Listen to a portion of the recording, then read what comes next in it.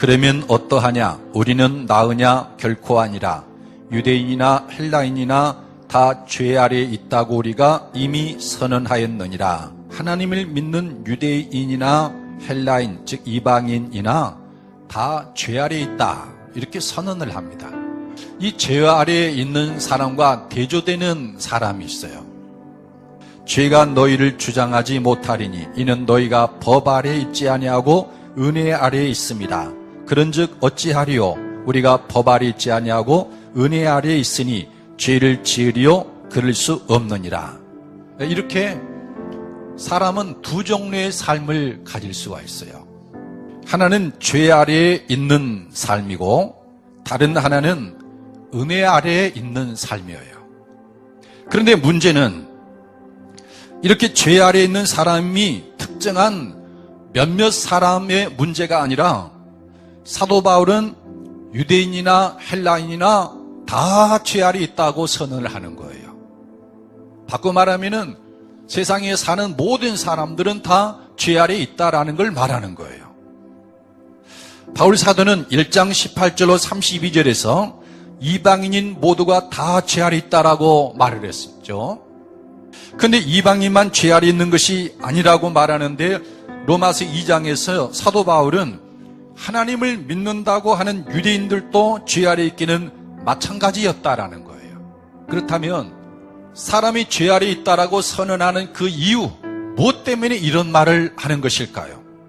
첫째로 이 죄 아래에 있는 사람의 그 길에는 파멸과 고생이 있다라는 것이에요. 파멸과 고생이 그 길에 있어 평강이를 알지 못하였고 그들의 눈앞에 하나님을 두려움이 없느니람과 같으니라. 죄 아래에 있는 사람들은 파멸과 고생이 있는 길을 걸어갈 뿐이고 평강의 길, 그런 길이 있었나 알지도 못한다라는 거예요. 설령 알아도 그 길을 걸을 수도 없고 그래서 평강을 누릴 수가 없다라는 겁니다. 그래서 인생이 계속해서 잘 나가다가 애써 뭔가를 이루려면은 풀썩 망해버리고 파멸당하고 그리고 그로 인해서 자신과 가족 전체가 고생을 한다라는 거예요. 여러분, 이것은 성경에 있는 하나의 이론이 아니라 우리 인간의 삶에서 보여지는 하나의 현상이에요. 가끔 청년들이 제게 묻습니다. 하나님이 창조하고 보시기에 심히 좋게 창조했다면 우리가 사는 이 세상에는 왜 이렇게 어려운 일들이 많습니까? 하나님이 아담과 하와에게 은혜를 베풀어서 하나님의 형상대로 창조하고 만물을 다스리는 권세를 주고 더군다나 에덴이라는 동산을 창설해서 이 두 사람을 거기에 살게 했어요. 은혜 아래 있게 됐을 때 그들의 삶이 얼마나 풍성해지는 걸 우리가 알 수 있죠. 근데 이 두 사람이 하나님을 거역하고 불순종하고 범죄한 겁니다. 죄 아래 있게 된 거죠. 그래서 하나님이 창조한 이 세상에 왜 인간에게 고통이 있고 파멸이 있고 이 숱한 문제들이 일어납니까? 이 질문에 대해서 하나님께 순종하지 않고 범죄한 까닭이고 죄 아래 있기 때문이다. 그렇게 성경은 말합니다. 사실 저나 여러분 중에 얼마나 많은 사람이 하나님을 경외하고 하나님 말씀대로 삽니까? 대다수가 자기 생각대로 자기 판단대로 사는 거예요. 그러니까 다 하나님처럼 사는 거예요. 하나님은 한 분이고 하나님을 경외하여 하나님 형상대로 사람을 지어나는데 무수한 사람들이 전부 하나님이 된 겁니다. 괴물들의 천지가 돼버린 거예요. 한마디로 다 하나님 돼버린 거예요. 그러니까 하나님 말씀에 무엇이 선하고 무엇이 악하다라고 하나님이 정하는 것은 관심이 없어요. 자기 이익에 따라서 판단해보고 생각해보니까 이것이 보암직도 하고 이것이 먹음직도 않고 이게 지혜롭게 할 만큼 탐스럽기도 하는 겁니다.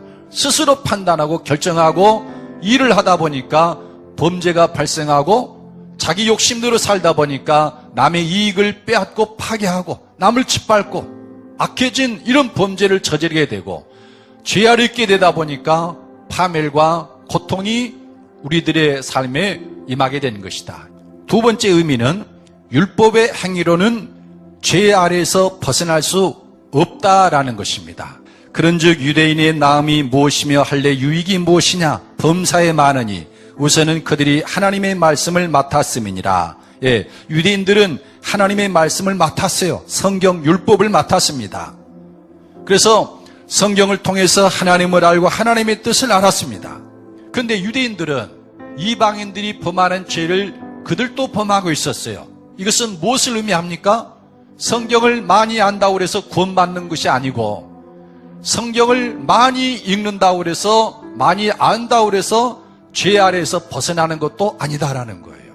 하나님 앞에서는 율법을 듣는 자가 의인이 아니요 오직 율법을 행하는 자라야 의롭다 하심을 얻으리니, 하나님은 각 사람의 행위를 달아보시고 심판을 하시는데 무엇을 보고 심판하시느냐? 그가 율법대로 살았느냐? 하나님 뜻대로 살았느냐? 이것 보고서 심판하신다는 겁니다.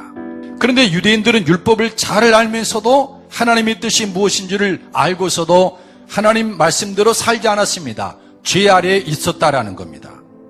우리 인류에게 일어나는 여러 문제를, 이기적이고 폭력적이고 편협한 이런 문제를 해결하는 방안이 무엇인가를 여러 사람들이 제안을 했는데, 사회주의, 계몽주의, 동양종교, 기술문명의 발달, 그리고 여러 가지 산업화, 이런 것들이 해결해 줄 줄 알았는데 결국은 전부 적절한 해답이 아니라는 것이 다 드러났습니다. 인간이 죄 아래에 있는 한 파멸과 고생은 사라질 수 없습니다. 마지막 세 번째로는 은혜 아래에 있는 삶을 우리에게 보여줍니다. 죄가 너희를 주장하지 못하리니 이는 너희가 법 아래에 있지 아니하고 은혜 아래에 있습니다. 그런즉 어찌하리요? 우리가 법 아래에 있지 아니하고 은혜 아래에 있으니 죄를 지으리요? 그럴 수 없느니라. 로마서는 사실 죄 아래에 있는 사람을 어떻게 하면 은혜 아래에 있게 할까 하는 것이 주제라고 볼 수 있어요. 파멸과 고생의 길을 걸어가는 이 사람이 어떻게 죄 아래에서 벗어나는가? 은혜 아래에 있어야 되는데 은혜 아래에 있으면 죄가 너희를 주장하지 못한다.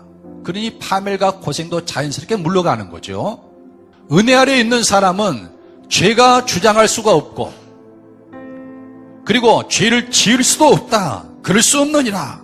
그러면 은혜 아래에 있다는 것은 무슨 뜻일까요? 이제는 율법 외에 하나님의 한 의가 나타났으니 율법과 선지자들에게 증거를 받은 것이라. 곧 예수 그리스도를 믿음으로 말미암아 모든 믿는 자에게 미치는 하나님의 의인이 차별이 없느니라. 하나님의 의인은 하나님이 주도적으로 나를 의롭게 하는 것을 가리킵니다. 예수님을 믿는 그 믿음으로 하나님 앞에 서면 하나님이 그 사람을 사로잡아서 의롭게 변화시킨다는 겁니다. 그러면 은혜 아래 있을 때 어떤 일이 일어나기 때문에 우리는 죄에서 벗어나고 평강을 걷게 된다는 뜻인가? 우리가 예수 그리스도를 믿으면, 즉 복음을 믿으면 예수님에게서 일어난 사건이 나에게 일어난 사건이 됩니다. 예수님은 우리의 범죄함 때문에 내어줌이 되셨고 우리를 의롭다 하시기 위해서 죽은 자 가운데 살아나셨습니다. 이 십자가 부활의 사건이 곧 나의 사건이 됩니다. 나를 그리스도와 함께 십자가에 못 박아서 죄를 범하던 나를 죽게 하고, 그리고 내 안에 그리스도께서 살게 하십니다. 죄를 범하던 죄의 몸이 죽음에 이르렀으니 우리가 죄에서 벗어나 버리는 거죠. 이것이 우리에게 임하는 첫 번째 은혜, 십자가를 통한 은혜입니다. 그리고 두 번째 은혜는 우리를 그리스도와 함께 죽은 자 가운데 살려서 하나님을 향해 살게 하고 의를 행하는 사람으로 새로 지으십니다. 부활의 사건이죠. 처음부터 끝까지 전부 하나님이 하시는 일이에요. 하나님의 의고 하나님의 은혜입니다.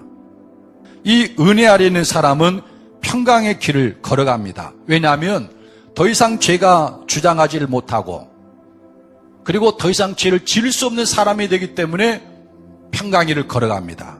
성경에서 말하는 평강은 영어에서 말하는 피스라기보다는 여러분이 요즘 자주 사용하는 웰빙에 가까운 단어입니다. 병들지 않고 건강에 사는 것, 가난과 궁핍 없이 풍요롭게 사는 것, 사고 없이 평안하게 돌아오는 것, 전쟁에 나가서 죽거나 다치는 것 없이 무사 귀환하는 것, 일이 잘 풀려서 형통하는 것, 슬픔이나 애통이 없이 행복을 누리는 것, 자녀들이 잘 성장해서 기쁨이 되는 것, 이런 것들을 평강이라 한다라는 거예요. 놀라운 일이죠. 우리는 성경에서 평강이라고 하면은 영적이고 내적인 걸로 생각하는데 오히려 반대라는 거예요. 그런데 이것이 죄 아래에서 벗어나서 은혜 아래에 있는 사람들이 걸어가는 길이다라는 거예요.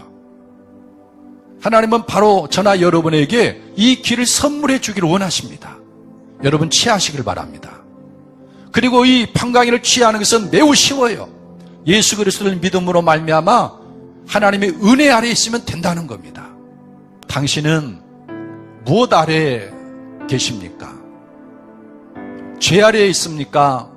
은혜 아래에 있습니까? 과거를 돌아보고 현재를 살펴보고서 미래를 조망해 보십시오. 내가 걸어가는 길이 어떤 길인가? 내가 지금까지 걸어온 길은 어떤 길이었는가? 파멸과 거짓된 길에서 벗어나서 평강을 걸어가기를 예수님의 이름으로 축복합니다.